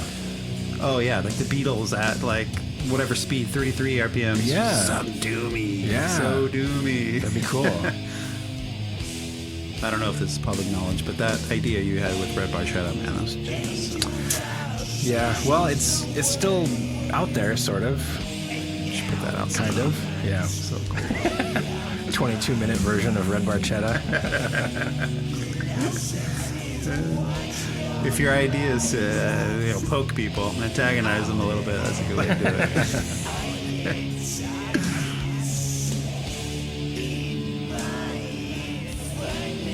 I love how he layers his vocals too. Yep.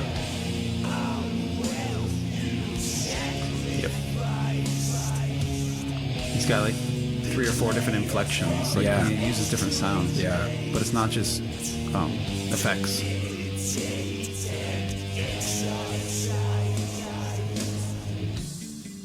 And this. Yeah. Yeah. And then I think right after this it gets like super groovy. Yeah, it does. Yeah. It starts the groove.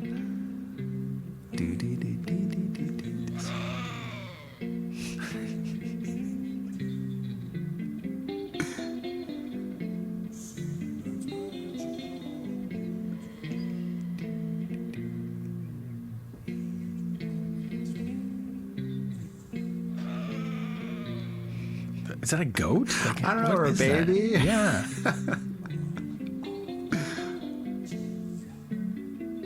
He's just on a plane of his own existence.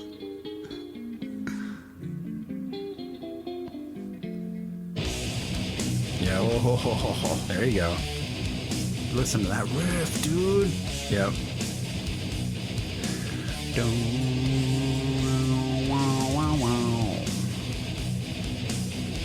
Oh my god.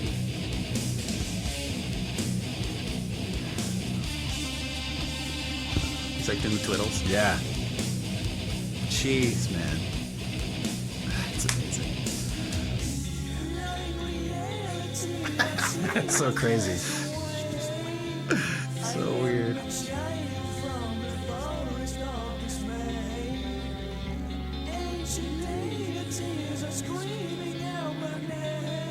Nobody told him, hey, Lee, you're out of tune a little bit there. He didn't care. Yeah, no. Oh, yeah. Oh my god, the riffs. Yeah. And the guitar tone is so killer. It's great. Yeah. It's really great.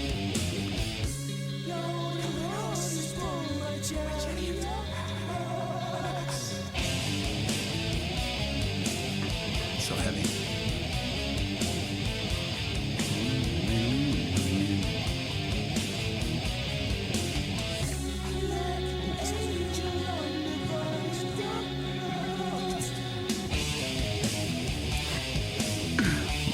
It's like totally schizophrenic. Yeah, it is. They don't ever return to a riff. No. It's great.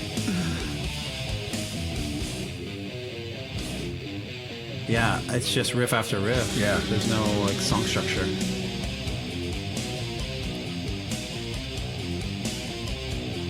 I know he has a really good weird scat thing on this record somewhere. It's gonna be hard but to find. I wish we Yeah. could find it easy.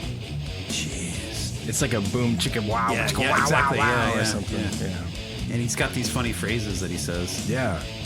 Supernova. That's Stuff right. like that. You know.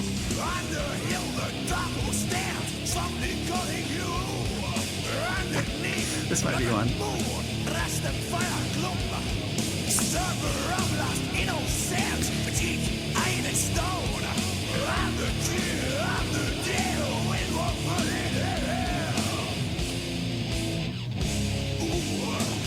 That was pretty good.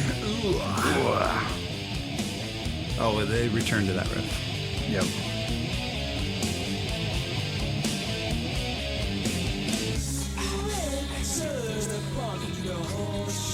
It's almost the kind of shit Mike Muir does.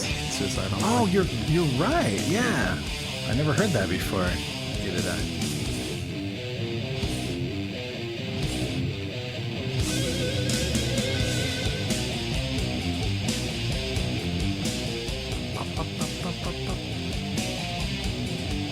You hear the pick hitting the... Yeah, I love that. Isn't that cool?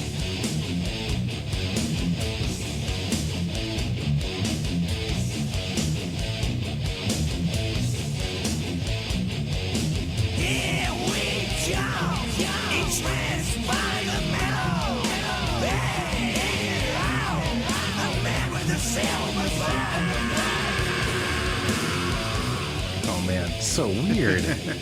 Love it.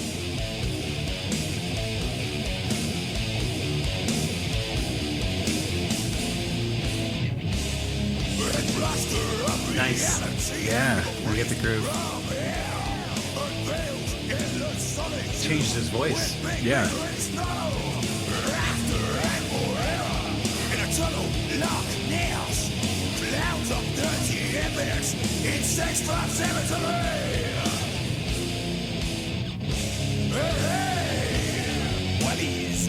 Oh my god. How long is this song? It's long, right? 22 minutes. Yeah. I'm gonna skip forward a bit, see what we hear. Okay.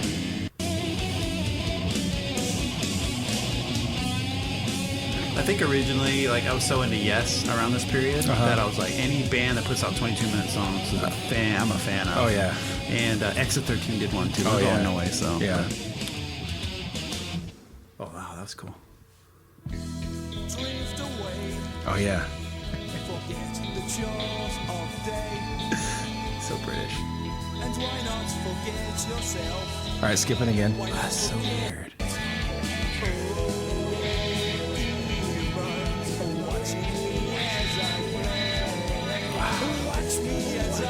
Guy's so British Genius. too. This guy's a genius. Yeah, it's very British. Yeah, at one point he just goes, "Electric supernova." Yeah. Or something like that. And he probably gets a tambourine out, like he's just Yeah. like, "Dee-dee-dee-dee." Oh yeah, when I saw him with Merciful Fate, he had a tambourine. Obviously, like the record label set that up as far as that matchup, King Diamond and Yeah. King Diamond was probably like, "What the hell I know. is What the this?" hell? Oh, it's so good. Oh my god! I remember that riff too. Yep.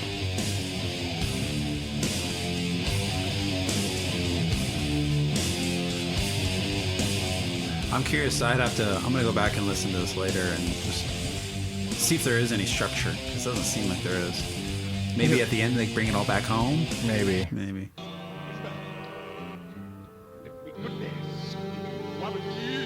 It's like a mixture of Pink Floyd and Black Sabbath. Yeah. It really is. You Yeah. say that I know. jokingly sometimes. Yeah, I do. But it really is. Early Pink Floyd, like Yeah. Sid Barrett era. Shake them, shake them. melons get mad. So British. Your boobies. This is how it ends. This is the very That's end. the end? Oh, man. He didn't bring it on home. No. Moon and mushroom.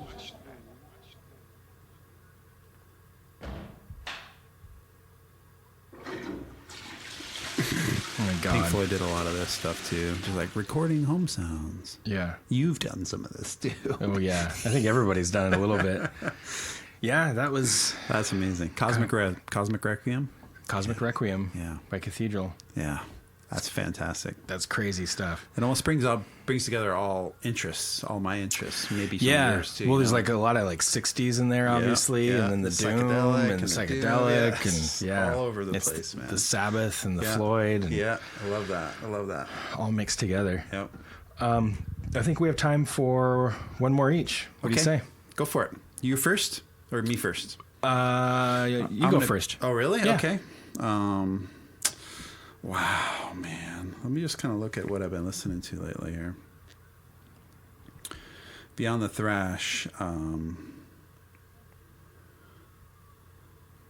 So Marty and I went and I don't know. No, I'm not going to play Michael Schenker, but we went and saw him, and I didn't really know a lot of his tunes. You know, I knew that he was in Scorps, obviously, and Right. UFO, but since then, like his 80s glam rock stuff, it's really good. Been listening to that a lot. Let's like kind of make a shift here. Do it. Something kind of bizarre. That way. Oh, dude. Okay, here we go.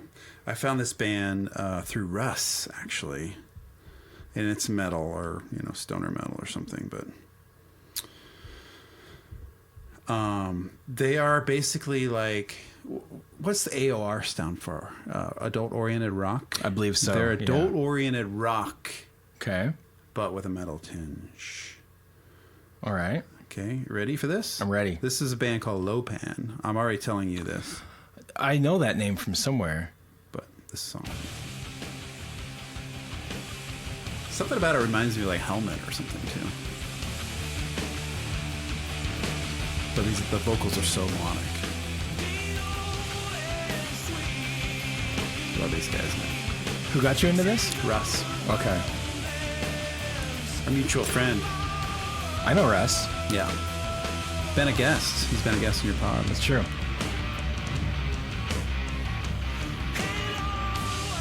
He has, right? Yeah. Yep.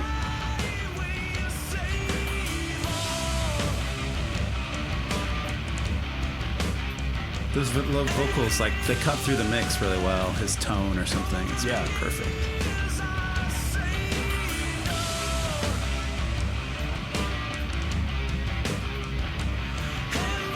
This is almost bringing my love of, like, Caius and Air totally. Supply together. Yeah, Air Supply and Caius. Love it.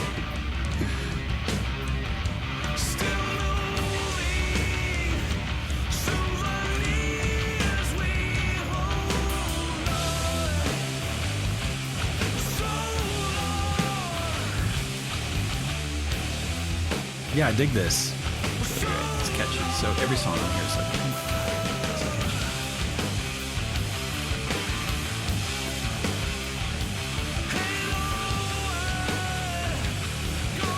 They're just these big dudes from Ohio. Really? Overweight big dudes from Ohio. Older guys too.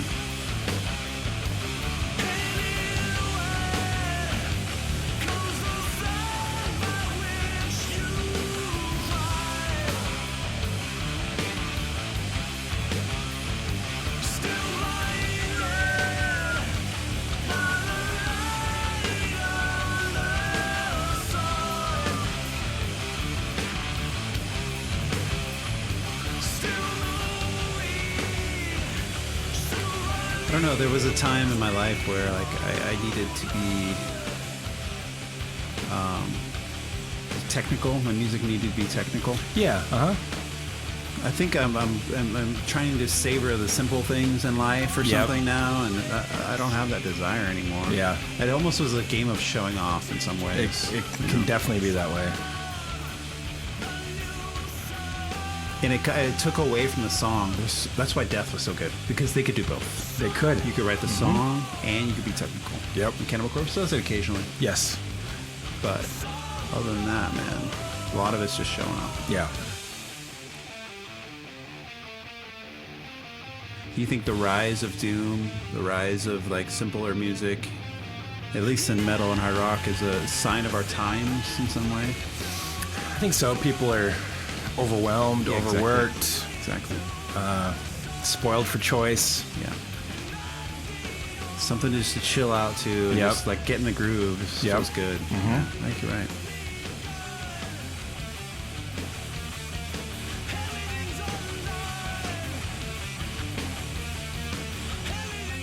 Well, bands that I don't consider, mainstream at all, go to shows these days, and there's a lot of people there. Yeah, it's there's true. a lot more women getting involved. Oh, There's yeah. a lot more younger people that are. So it's great. I can't name any bands specifically right now. This is cool. It just kind of like stays in that groove, Yeah. Yeah. which makes me happy for some reason. Yeah, I'm wondering where I've heard of these guys from. Maybe Russ.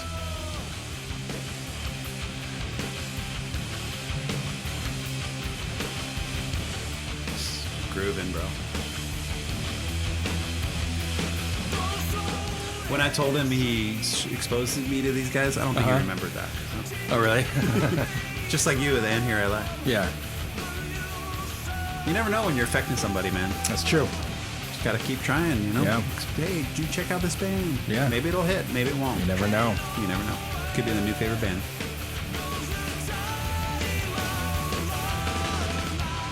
I'm not much about. I feel like music's such a personal thing that Yeah. I don't push my music on anybody. Yeah, me either. I mean, but there's some good stuff out there, and when people think, "Oh, you just listen to metal," like you don't really know. Like, right. dude, Yeah. well, I can't explain it to you. So. Yeah.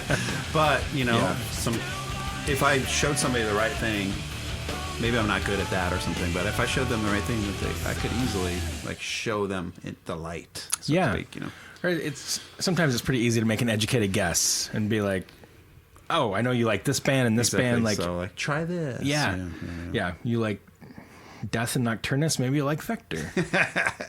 Yeah. Well, that one's an easy one. But what if they like Childish Gambino and Right. something else that I don't know about, And really? you're like, sorry, I can't help you. Yeah, but they're like, "Oh, I want to get into metal. What do I do?" It's like, "Oh, geez, man. Jeez, yeah, I have no idea. Do you start with Sabbath? Do you start at the beginning, or do you just like check out some new stuff? I don't know. It's hard. I don't know, but it's like with a lot of different art forms.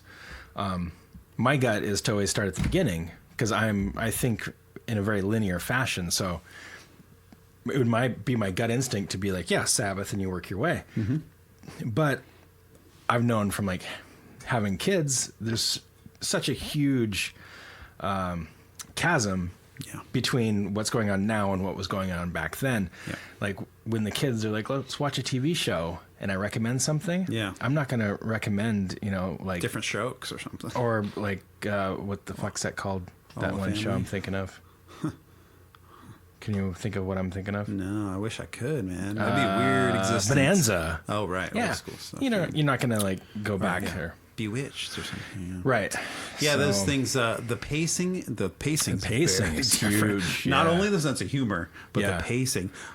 It makes when I watch something old like that, it makes me realize how much slower life was. I know, it's weird. Because like, if I had Maisie watching a show, like we watched, the original Star is Born.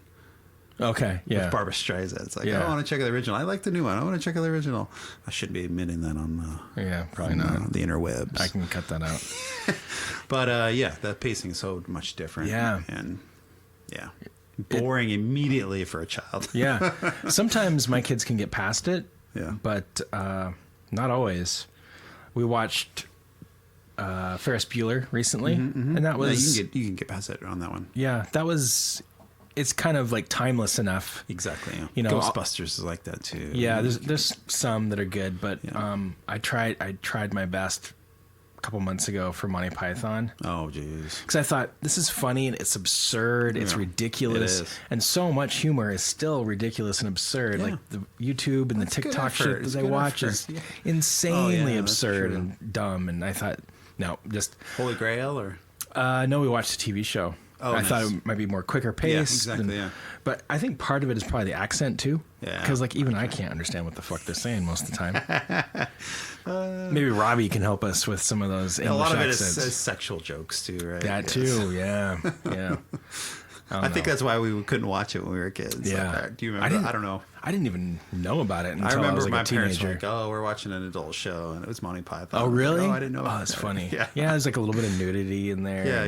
Yeah. Remember Benny Hill? What about that? Yeah, I never really watched that, I don't think. But What a weird dude. That is like you weird will get shit. arrested now. Oh, yeah. If you did anything, you did. Yeah. That's so weird. Yeah. Okay, I got my last one. All right, here we go. You want to turn yours off? Yours is still yeah, playing a sorry. little bit. Got you. I dig that, though. Low pan. Low pan. Check it out. All right. It's the last thing I thought I'd be playing today.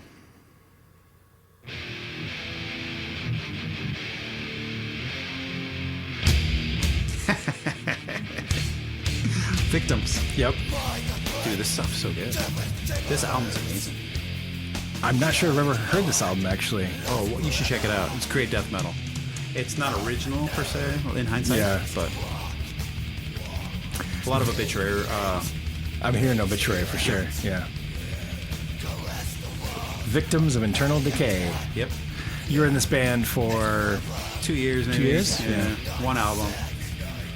After they got signed, this was on Red, right. which was a pretty Red Light Records, which was a pretty big record label at the Yeah. time. And they had a producer who worked with Nirvana, and they helped him on this album. Wow. This is great, though, dude.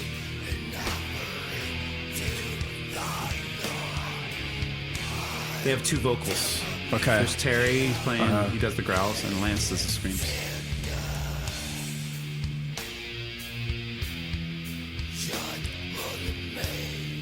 They were a band that started as like Anthrax style fun thrash. Really? They had a different name. It was Violent Order of Idiotic Dudes. That was their first name. Whoa. And they kept Void, but they changed the acronym. Yeah. Wow. The first albums are like hilarious thrash. Really? Yeah, like all inside jokes and really funny and stuff like that. Oh my God, that's Very really. different, yeah. I had no idea. Yeah. They had like 3 albums for this. Wow. And this is when they got big. Well, big is relative, of course, but So you were in this band before this, after this? right after this. Okay. Yeah. This was 92 or something maybe, and I joined them in 95. Okay. 95, 97. And we recorded one demo album in 96. Watch, I don't think it's on YouTube. I wonder. They were great though, man. So tight. Great drummer. Pat Wambacher, great drummer. Terry Guile on guitars. Lance Thill on vocals. And then one of the guitarists left, who I ended up being friends with. But, yeah. It was a good time. They live in Albany, dude, so I was driving down there a lot. Oh, yeah. Like 3 times a week. Oh, jeez. We played a bunch of shows. When they were in this era, they played lots of shows with Forced Entry, all Northwest shows. That's awesome. I Yeah. love Forced Entry. Forced Entry's great, dude. Dude, it's insanely good. Yeah. Progressive thrash again. Yeah. All those harmonics and Oh, stuff man. that they would do. Crazy. Insane. As Above, So Below. Yeah, so Amazing, great. dude. So good. They had a little bit of that fun thrash in there, too. Totally, yeah. They'd sing about beer and stuff. Yeah, get fucked up. Yeah, exactly. These riffs are all written by Terry, who's a riff master. To this day, he still writes music. He's a great musician. Yeah.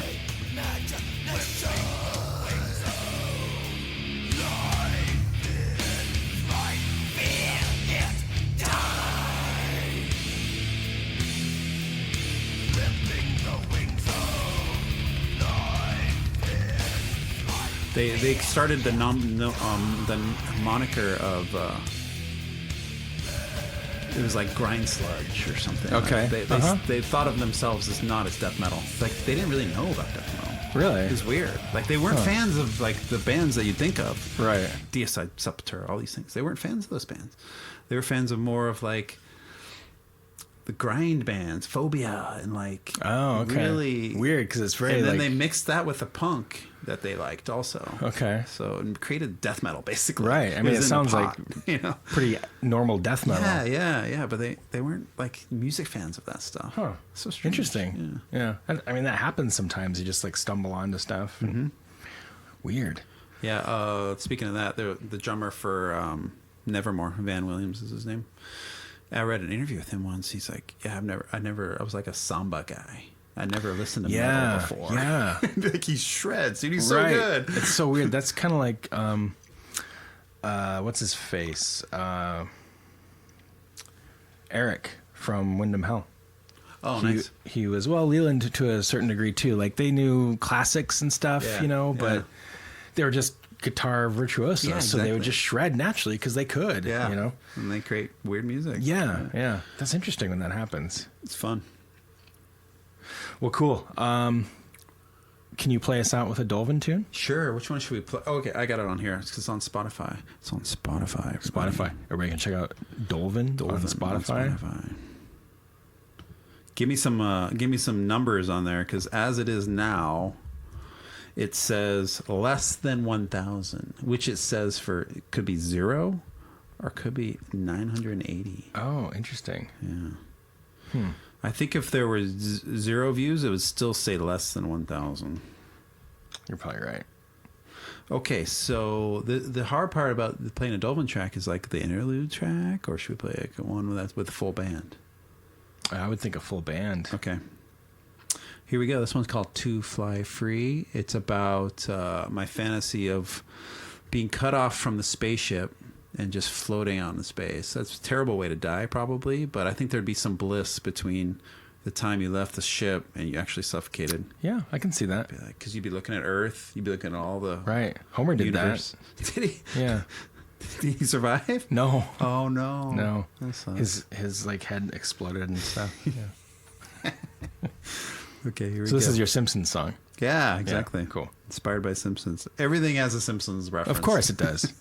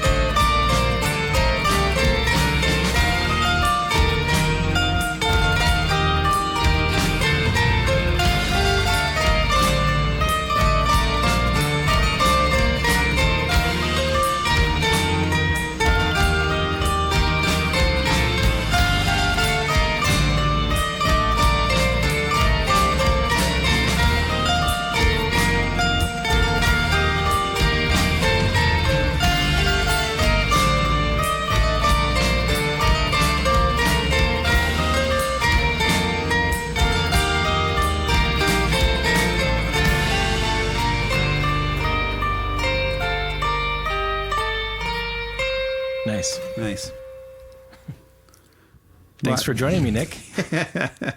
I'm glad to be here. Finally. That was really great. Yeah, let's do it again sometime. Okay. All right. It'll be very spontaneous like this one will be. And who Yes. knows what, Who knows what will happen. We'll probably end up on thrash at some point. Yeah, well, it seems to be the theme. Yeah. All right, man. Thanks again. Thanks.